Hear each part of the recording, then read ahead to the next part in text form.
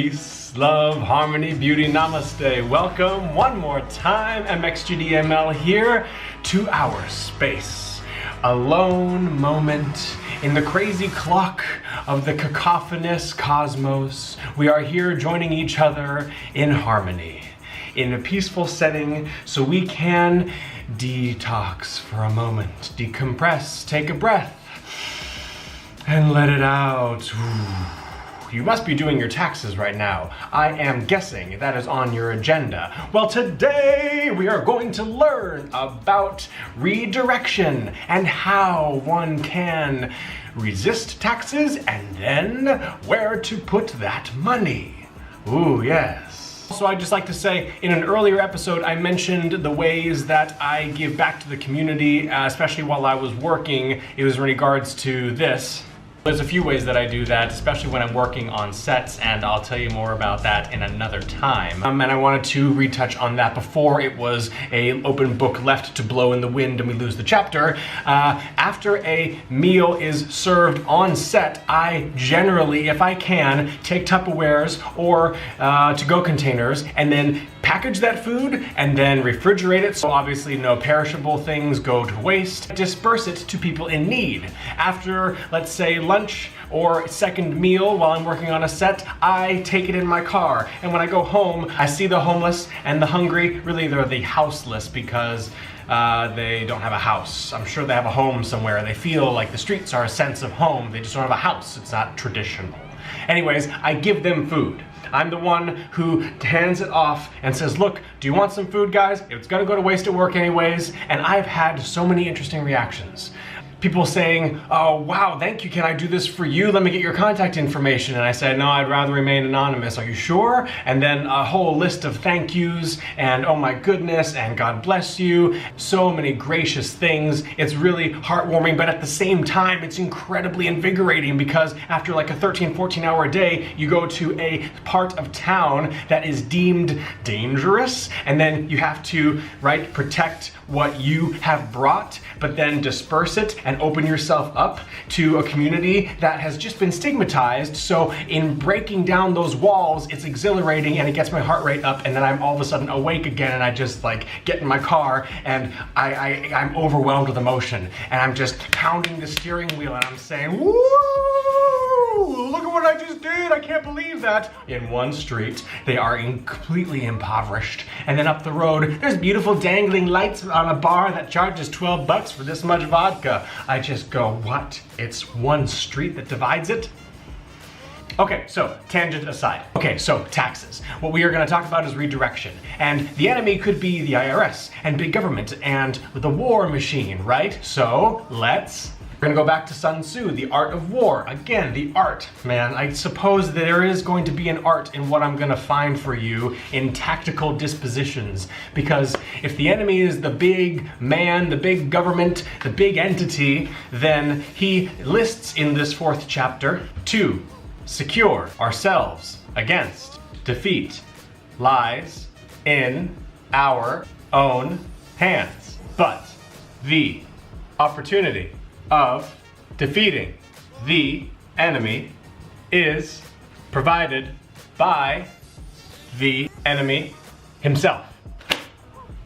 So if the opportunity is there waiting for us to grab it and move it in another direction, that's what we do with our taxes and our redirected dollars. Let's find out how as we go back to the streets of LA for another round of rush hour rampage, and sort of, kind of, not really, because we're just going to drive defensively. Okay, please be careful on the streets. Thank you, safety first.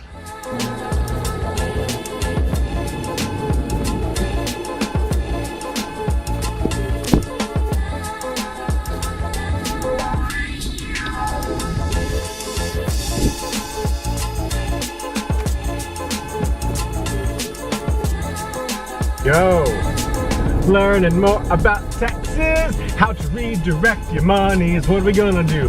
Oh, all of these roads are so bogus. We're gonna see what the highway's got. There's a lot of stop and go. And welcome back. back to the second part of how to be a tax resistor and what you can do to redirect your monies once you file, or if you file, or as you file. Many different options here. All right. First, we gotta do a little merging action. A little merge. And tax facts. In 1913, the 16th Amendment was passed, which authorized the income tax. Woohoo! This 16th Amendment passing was actually the main defeat to the early tax resistors' constitutional argument against taxes. To quote a Boston Globe article with author Romain Hiro, he states, back in the day, the tax resistors believed that taxes on income violated the Constitution. The constitutional argument was that any internal taxes were intended to be levied on each state depending on its share of the country's total population. So the tax resistors argued until the end of the 19th century that it was unconstitutional to levy taxes on incomes. It was not fair that one rich person, say, for example, William Astor, paid more taxes than the entire population of Vermont, for instance. So these tax resistors lost the battle, however, and we are here today. In the plethora of groups and organizations that harbor tax resistors and conscientious objectors, I will describe a few. The first, the National War Tax Resistance Coordinating Committee, the NWTRCC. We talked about them previously. Their mission statement reads as follows. The NWTRCC sees poverty, racism, sexism, homophobia, economic exploitation, environmental destruction, and militarization of law enforcement as integrally linked to the militarism which we abhor. Through the redirection of our tax dollars, NWTRCC members contribute directly to the struggle for peace and justice for all. That's a great statement, especially because the struggle for peace is real, the struggle is real, justice for all is a challenge worth surmounting. So this group, along with others, is an avenue for tax resistors to participate in redirection. See, tax resistors usually put their monies back into their communities or into alternative funds. Investments can go to local, regional, national, or international groups. Or, like I said, they can pool their monies into alternative funds that have a greater impact for people who need it. So these communal reinvestments, what are they? Well, tax resistors usually put their monies back into humanitarian causes or environmental causes, justice, health and aid, social, the list goes on and on and on, and I will gladly include a link to the different groups and who they are. And then there are grants and funds which tax resistors invest in. These were actually a result of the 1960s and the growing involvement and war effort in Vietnam, and ever since they have been growing in number, and the list is quite multivarious and has a lot to contribute. These funds offer interest-free loans and or grants to community self-help, peace and human services, or social change programs. And sometimes these funds provide securities just as a contingency in case the IRS seizes property of any tax resistors. And here's a list of many different funds from across various states that I didn't even know existed, and it's actually longer than what I'll give you. They start with the New England War Tax Resistance, Maine War Tax Funds for Life. This one's a big one. The New York City War Tax Resistance People's Life Fund, the Peace Tax Escrow Account, the Southern California War Tax Alternative Fund here in Los Angeles, and the Northern California War Tax Resistance and People's Life Fund based in Berkeley. The SoCal War Tax Alternative Fund operates the People's Life Fund for resisted war taxes. They also do public outreach, individual counseling, informational workshops, and much more. They were actually founded in 1979. The distribution of interest from these funds is made by active depositors who contribute to programs and social change institutions that actually help human needs. Keep in mind that these tax funds are set up for conscientious objectors and not people who want to just avoid paying taxes. There is a difference because the objectors give the monies back to their communities where tax avoiders want to just not pay their fair share. There is quite a difference. So that's on a state level. On a national level, you can sign up for the War Tax Resistors Penalty Fund, which was actually started during the Reagan administration and was a backlash against the US-backed Contra interventions, the Lebanon embassy bombing, and amongst other things, the height of the Cold War. These resistors of the penalty fund refused to support MAD, the mutually assured destruction policies of the United States government. In 1983, there were 80 members who gladly shared the $463 penalty incurred by some tax resistors that year. Nowadays, the fund responds with usually 800 members to each appeal, and over time it has paid out over $250,000.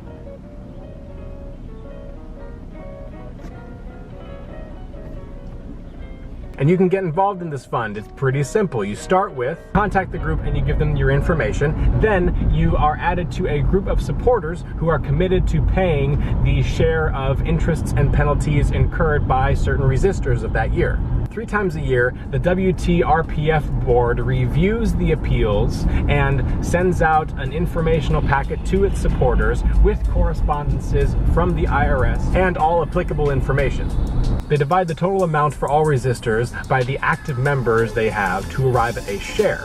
If the total amount of the share is more than $30, they may ask for less than the requested amount for that case and roll over that amount to another appeal.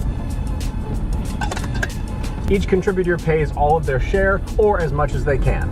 As mentioned previously, tax resistors can lobby for peace tax legislation as a way to redirect their monies. The National Campaign for a Peace Tax Fund, the NPTCF, is based in Washington, D.C. and works out of that as a 501c not-for-profit organization. They advocate for the passage of the Religious Freedom Peace Act fund tax, H.R. 147 in the 115th Congress. When enacted, this law will restore the rights of citizens whose conscience does not permit for any financial contribution to any war. This includes both individuals who are religious by affiliation or those who are non-religious but still have an objection to any war. Federal taxes of designated conscientious objectors will be placed into a non-military trust fund, enabling the federal government to obtain needed revenue without violating the specific rights of these individuals who are exercising their beliefs. And you can get involved in this organization. You can become a member, an advocate. You can refer people. You can donate, or you can become somebody who goes to conferences and staffs a table. Many options. Again, I will link their website so you can further research. One-way streets, you crazy, yo. How we get to the international groups. Not only can we do things domestically, but abroad we can help change the world by putting money into peace. There's the Conscience and Peace Tax International Organization, the CPTI. The CPTI is a...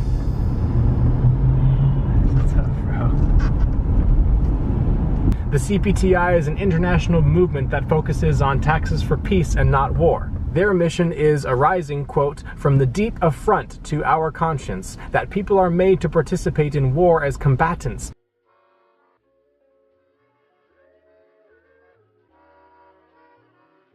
And tipping our hat to our northern neighbors, Conscience Canada is a movement that focuses on changing the law, allowing all Canadians the right to conscientiously object to any military taxation. Global, it really is. This whole movement is far-reaching. There's another group called the DMZ, which traditionally stands for the Demilitarized Zone, but this is dmzlab.org. What they do is ease the suffering of conflict by offering support and resources to dismantle militarism and promote satyagraha. Now, satyagraha was coined by Mahatma Gandhi, and it's a Sanskrit word. Satya means truth, graha means firmness, and this creates a useful social power that does not rely on any harm to others. Gandhi referred to satyagraha as a truth force. It's an adherence to truth as it unfolds. DMZ invests in cooperative conflict resolutions. It was an independent project started in 2012 by Clark Hanjian. Whew. Well, these are just a few. We are scratching the tip of the proverbial iceberg. There are so many other organizations. Follow the links that I'm going to describe and definitely find out in your own research how else you can get involved. I implore you, there are people who are actively trying to make your resistive dream a reality, and I completely support them. I will do my best and keep you up to date with what I actually get into this tax season and how I can reinvest my monies, because redirection is the new direction. Oh! You know, I think we're learning that The way we take back power is through peaceful organization of our own choices to groups that fight for nonviolence and for the reappropriation of our energies. There's a section in this book, The Indispensable Chomsky, about nonviolence, and the question is posed as such. I've always hoped we could disassemble corporate capitalism through nonviolent yet very determined and organized resistance and the creation of alternative institutions that could someday take over and diffuse power peacefully. Well, I like this person asking the question. I'm wondering, do you think that kind of hope for nonviolence is at all realistic? And how do you feel about the use of violence in general? Chomsky answers, all right, if you're a pacifist or something, you have to ask yourself some question at that point. Are people allowed to defend themselves by force when they're attacked with force? Well, okay, people's values may differ on that, but those are at least the questions. My own opinion is that popular movements should try a lot of tactics, but even things that are non-violent on their face could become violent. For example, one thing that I think is important is the building of a political party which could enter the political arena and represent the population, not just the business interests. Oh man! I mean, it's certainly conceivable that there could be a party like that in the United States. There was.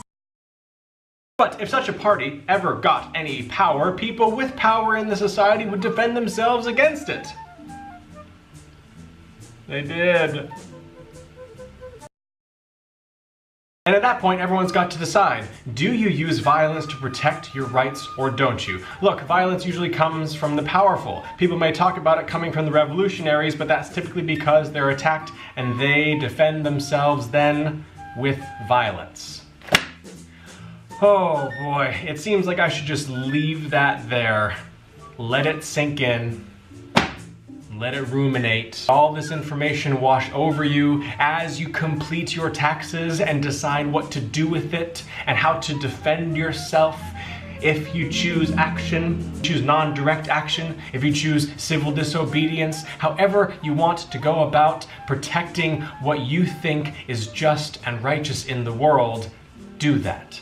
And do it with love and kindness and compassion, understanding, diplomacy, and non-violence. Peace, love, harmony, beauty, namaste to you. And again, good luck with your taxes. I mean, now you have different options, right? I wonder what you'll do over the weekend.